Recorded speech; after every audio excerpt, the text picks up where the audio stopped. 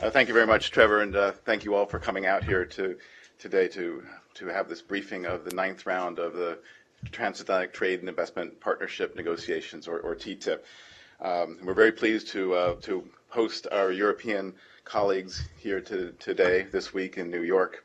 This is the first time that the United States has hosted a TTIP round outside of Washington, D.C., and we did this in part so that we could get some new voices, fresh faces, and also to open the door to new media outlets and reporters. And I think we've succeeded in both of these goals. And in fact, we paused our talks yesterday for several hours to hear from many of those stakeholders. And I think I can speak for both Ignacio and myself when I say that we find the presentations we heard yesterday that were both useful, as was the opportunity for our negotiators to discuss ideas with representatives from a wide range of stakeholder interests. This type of engagement has, in fact, profoundly shaped our TTIP negotiating objectives and continues to guide us as we move forward in these negotiations. For example, we've heard the concern that this agreement should not require privatization of public services, and that it should not limit the ability of governments to regulate these services, for example, to protect consumers, to protect the environment, and health and safety. Last month, in response to these concerns, Ambassador Froman and the Trade Commissioner Malmström issued a joint public statement confirming that the United States and the European Union and their trade agreements, including in TTIP, do not prevent governments at any level from providing or supporting services in areas such as water, education, health, and social services, nor do they impede the ability of governments to adopt or maintain regulations to assure high quality of services and to protect important public interest objectives, such as the protection of health, safety, or the environment. They also noted the important complementary function that the private sector can play in such areas. Before I get into the details of this week's talks, I wanted to take a moment to recall why we're here. Because as interested citizens and as, in fact, the negotiators themselves become increasingly and very appropriately focused on specific issues under discussion, it's important to remind ourselves of just what is at stake in this negotiation. We have in TTIP the best opportunity in a generation to build upon the U.S.-EU economic relationship. We already trade extensively and invest heavily in each other's economy. But we can make it easier. We can make sure that small business owners in Illinois and Italy can reach across the Atlantic to find new customers and to sell more. We can reduce the number of forms that are required at the border. We can reduce red tape. We can reduce the bureaucracy. And we can set an example for emerging economies that modern trade requires strong labor and environmental standards, and that you don't have to sacrifice standards to create opportunity. That is the best opportunity a modern trade agreement offers to our entrepreneurs, to our farmers, to our businesses, and to our consumers. We also have an opportunity in this negotiation to send a message to the rest of the world. First, we can reinforce the economic foundation of the world's most important political and security relationship, the one on which global prosperity and stability most depend. Second, we can ensure that the United States and the EU continue to provide the preeminent economic model for the global community. The United States remains firmly committed to these negotiations and the critical goal, endorsed by our leaders just late last year, of making all possible progress towards an agreement this year. And indeed, we made important progress this week in a number of key areas of the negotiations. For example, we had very productive engagement on some of the key regulatory areas. With respect to technical barriers to trade, we discussed ways in which we can reduce regulatory costs and burdens while continuing to achieve our respective high levels of consumer and environmental protection. Our discussion included a review of a new U.S. proposal that would provide opportunities for U.S. exporters of products to the EU to have their products tested and certified in the United States, and vice versa.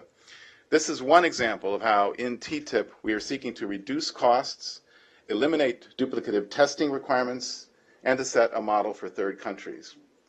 In regulatory coherence and transparency, we now have on the table a text that consolidates each side's proposals, and our negotiators are working this week to find areas of potential convergence.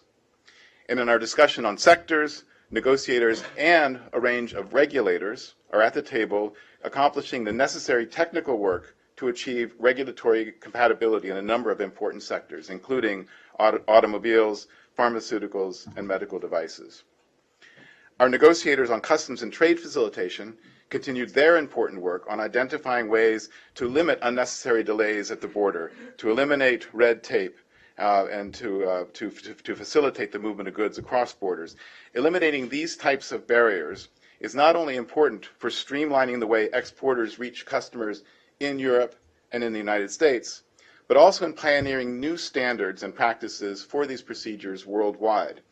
This is critical because it impacts every business that sells goods across the Atlantic, and in particular, small and medium-sized enterprises. The US and EU experts on the environment had useful exchanges this week on fisheries issues, including on illegal, unreported, and unregulated fishing, and how we might coordinate and enhance our cooperation on this and other issues, environmental issues, with shared FTA partners. Our negotiators on small and medium-sized enterprises had the opportunity to meet this week with nearly 150 stakeholders, including dozens of US and EU SMEs, at the 6th US-EU Small and Medium-Sized Enterprise Workshop in Washington, D.C. In that workshop, SME executives from both sides of the Atlantic, together with US and EU officials, discussed policy and business best practices in several areas, including barriers to trade that disproportionately impact small and medium-sized enterprises and that could be addressed through the TTIP negotiations. They discussed the need for user-friendly information on US and EU product and trade requirements. They discussed significant growth of SME exports through e-commerce platforms, policies that can facilitate e-commerce, and SME finance instruments.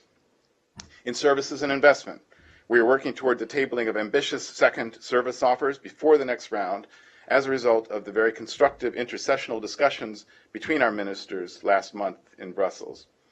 On tariffs, however, we are still working on a path forward to ambitious second tariff offers. But across all negotiating groups, we're looking for ways to accelerate progress for the remainder of the year, and we anticipate holding the 10th round before the summer break. We were also reminded this week, however, that we have more work to do. As Ambassador Froman mentioned on Wednesday, we were greatly disappointed by the European Commission's April 22nd proposal to amend EU legislation on genetically engineered food and feed products. Under this so-called opt-out proposal, EU member states would be permitted individually to ban the import or sale of biotech products that have been found to be safe for consumption and for the environment by EU scientific bodies. We're pleased that the Commission is acting on long-standing biotech applications, but this does not remedy a proposal to allow EU member states to ban products deemed safe by Europe's own scientists. It's hard to square this proposal with either the EU's existing international obligations or their aspirations for seamless internal market. We're still studying the proposal's implications, but we hope that the EU will move forward in a way that respects our decades-old rules on trade. I'd like to close by quoting Vice President Biden, who in Munich this past February summed up the significance of our undertaking by saying, "Finalizing a deal like this is not easy, and it will not be easy, but it's necessary for our economies and our partnership to help shape the character of the global economy. TTIP can strengthen the global trading system to the benefit of people everywhere." Thank you very much, and I'll be happy to answer any questions.